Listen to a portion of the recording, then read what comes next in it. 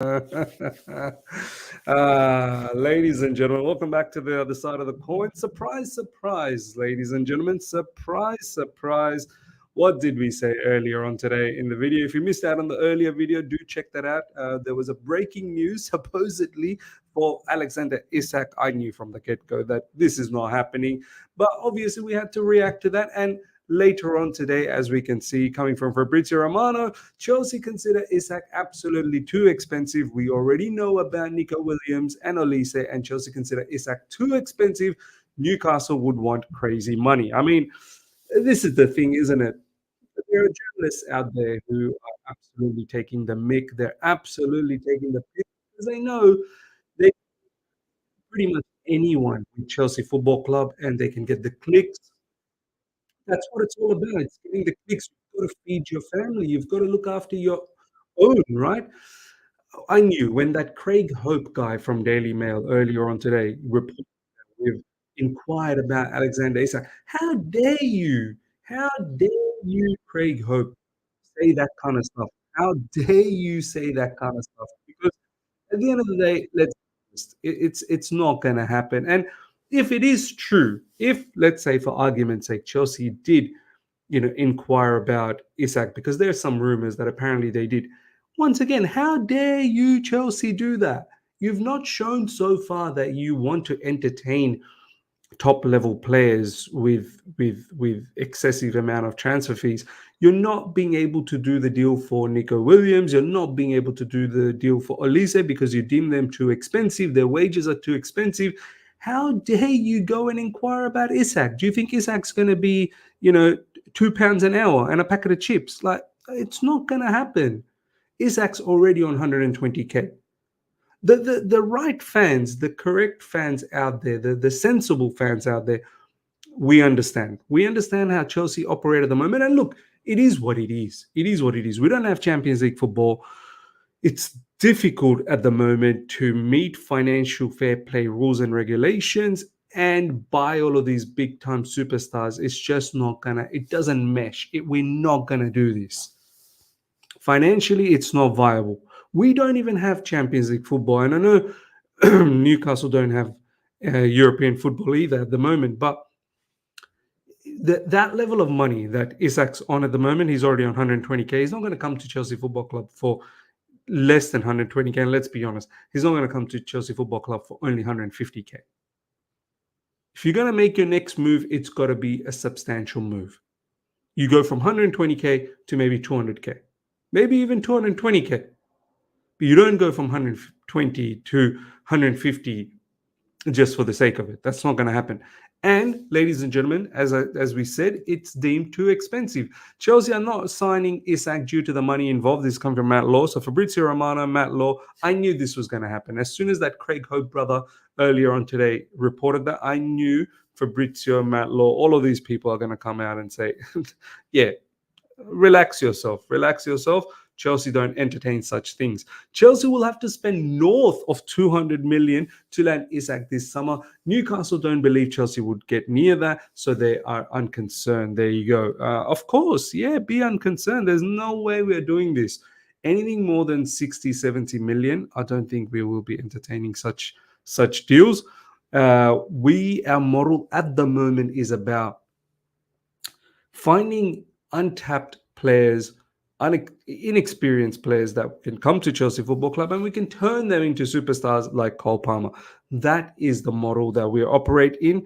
Yeah, Isak, too expensive, and it's simply not viable. And a lot of people have been saying perhaps they're using this news with us to push for a new contract deal for Isak. Apparently, he's in line to get a new bumper contract with Newcastle. So, ladies and gentlemen, we can forget about Alexander Isak. So that's a little bit about that.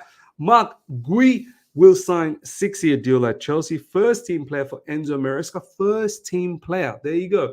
So this is once again coming from Fabrizio Romano.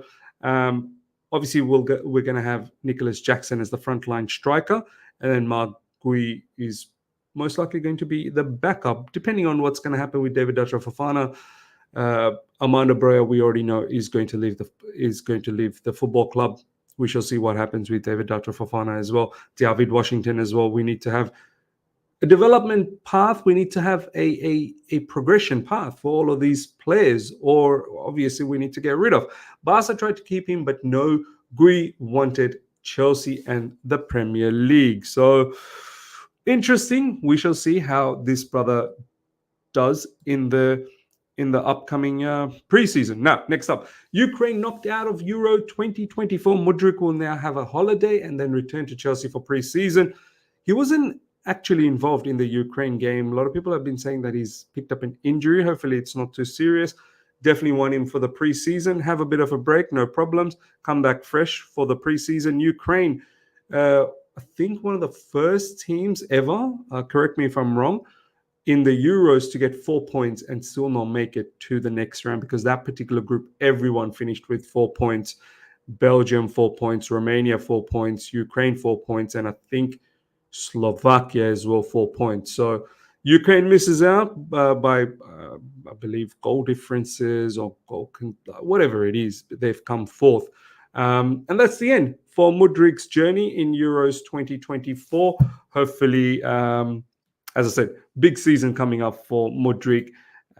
There's going to be a lot of focus on him. Exclusive from Brazil, Chelsea are studying an offer for Murillo. Forest won 50 million. This rumor has been circulating around for quite a few times already.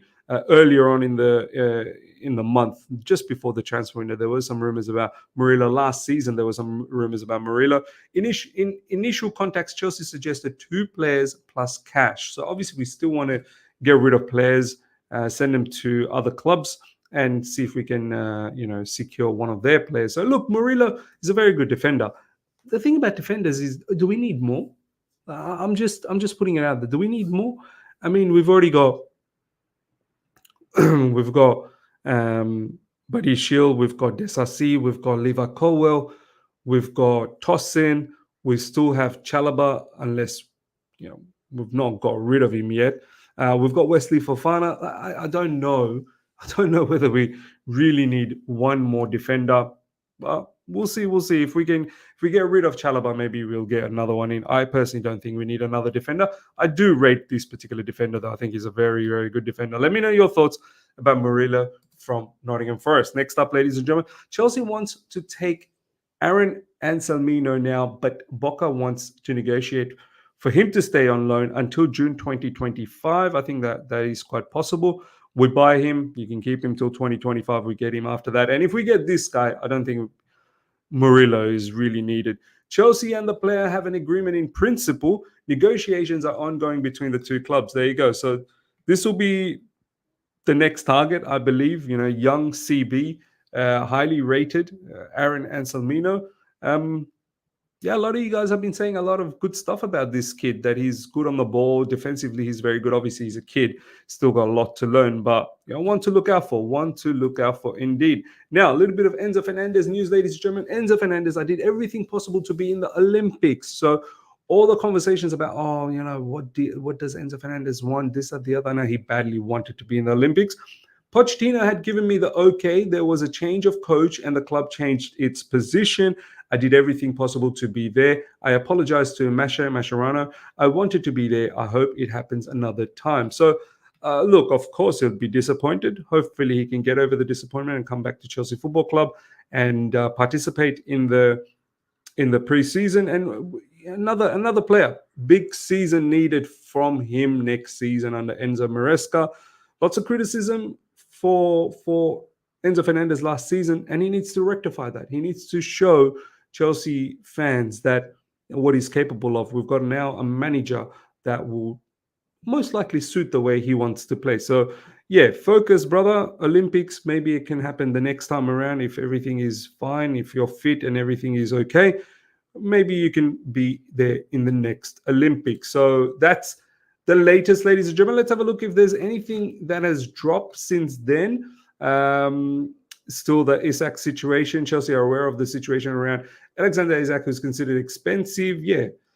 100% he was going to be too expensive. 100% he was going to be expensive. That particular brother earlier on today, Craig Hope, yeah, he's tried to make some money out of it. That's what he's tried to do, try to get some clicks out of it. Ladies and gentlemen, let me know your thoughts about everything we talked about. Hope you guys have enjoyed this. Smash the like button. If you're here for the first time, subscribe, hit the bell notification to stay in touch with all my content. I shall see you guys for a live stream tomorrow. Straight after that, we'll go to playback. Until then, everyone, take care. See ya. Goodbye.